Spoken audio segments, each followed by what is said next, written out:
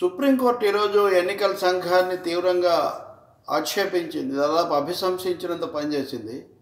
వాస్తవంగా సుప్రీంకోర్టుకు అటానమీ ఉన్నట్టే ఎన్నికల సంఘానికి కూడా అటానమీ ఉంది. అంటే స్వయం ప్రతిపత్తి, వాటికి అవి స్వతంత్రంగా పనిచేస్తాయి.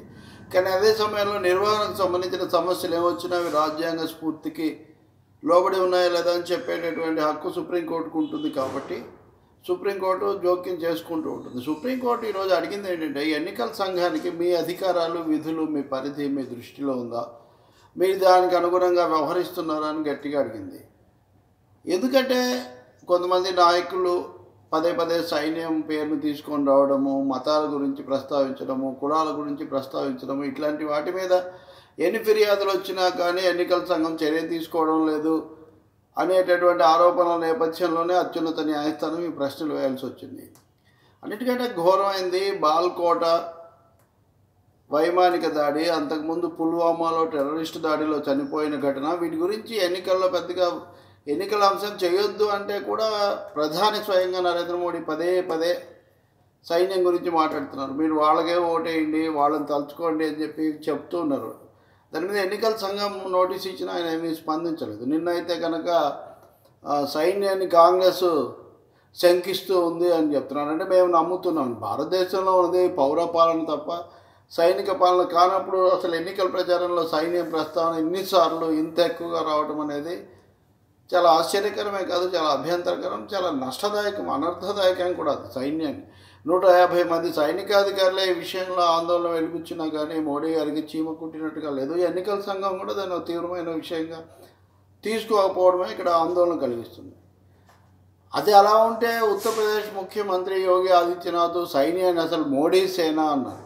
మోడీ సేన అంటే కూడా అంటే భారత సైన్యం కాస్త మోడీ సేన అయిపోతే ఇంకా అంతకంటే ఘోరం ఏముంటుంది. దాని గురించి కూడా ఎన్నికల సంఘం ఏదో నోటీస్ ఇచ్చానంటుంది, కానీ సమయానికి ఇవ్వలేదంటారు. దీంతోపాటు మాయావతి కూడా ఓట్లు ఏదో మతం పేరుతో అడిగారని ఒక ఫిర్యాదు. నిజానికి అక్కడ మొదలైంది సమస్య. అప్పుడు ఎన్నికల సంఘం అడిగింది, మీరు ఏం, సుప్రీంకోర్టు అడిగింది, మీరు ఏం చేస్తున్నారు, ఈ విషయాలన్నీ మీరు ఎందుకు అంటే, మేము అడిగాము, వాళ్ళు నోటీసు జవాబు ఇవ్వలేదు. ఇవ్వకపోతే ఊరుకుంటారా? మీకు అంత అధికారాలు లేవా? మీరు దీన్ని ఏం అరికట్టలేరా? మీ అధికారాలు ఏంటో మాకు చెప్పండి అని ఎన్నికల సంఘం తరఫున వచ్చినటువంటి అజయ్ శర్మ అనేటటువంటి ఆ న్యాయవాదిని సుప్రీంకోర్టు చాలా తీవ్రంగా చెప్పింది. ఇదే కాకుండా నరేంద్ర మోడీ సినిమా కూడా, ప్రధాని నరేంద్ర మోడీ మీద బయోపిక్, అది విడుదల కాకుండా ఆపారంటే పూర్తి సినిమా చూడలేదు, ట్రయల్ మాత్రమే చూసి ఆపారు అని ఎన్నికల సంఘానికి మీద ఆ నిర్మాత సుప్రీంకోర్టుకు ఫిర్యాదు చేస్తే మొత్తం చూడడానికి టైం లేదా, చూడండి మీరు చూసిన తర్వాతే చెప్పండి అని చెప్పారు. మరి ఇదివరకు ఆంధ్రప్రదేశ్లో మనం లక్ష్మీ ఎన్టీఆర్ సినిమా విషయంలో కూడా ఒక వివాదం చూసాము. మోడీ సినిమా ఇప్పటివరకు ఆపారు, కానీ పూర్తిగా ఆగిపోతుందా లేదా ఇంకా అర్థం కావట్లేదు. సుప్రీంకోర్టు ఇప్పుడు చెప్పిన ప్రకారం ఎన్నికల సంఘం మళ్ళీ చూసే అభ్యంతరం లేదంటుందా లేదా కూడా మనకు తెలియదు. ఏదైనా కానీ సర్వస్వతంత్రంగా వివాదరహితంగా పనిచేయాల్సిన ఎన్నికల సంఘం అత్యున్నత న్యాయస్థానంలో ఆగ్రహానికి గురి కావడము, ఆదేశాలు తీసుకోవడం అనేది ఇక్కడ ఆలోచించాల్సిన విషయం. ప్రతిపక్ష పార్టీలు, తెలుగుదేశం, వామపక్షాలు, కాంగ్రెస్, ఆప్ లాంటి ప్రాంతీయ పార్టీలు ఈసీ మీద ఏదైనా విమర్శలు చేస్తే, ఫిర్యాదులు చేస్తే, ఎన్నికల్లో ఈవీఎంలకు సంబంధించిన అంశాలు లేవనెత్తితే ఇదేదో రాజకీయంగా చాలా అపరాధం అనేటటువంటి వాళ్ళు చాలామంది మనకు కనిపిస్తూ ఉంటారు తెలుగు రాష్ట్రాల్లో. మరి వాళ్ళు దీనికి ఏమంటారు? సుప్రీంకోర్టే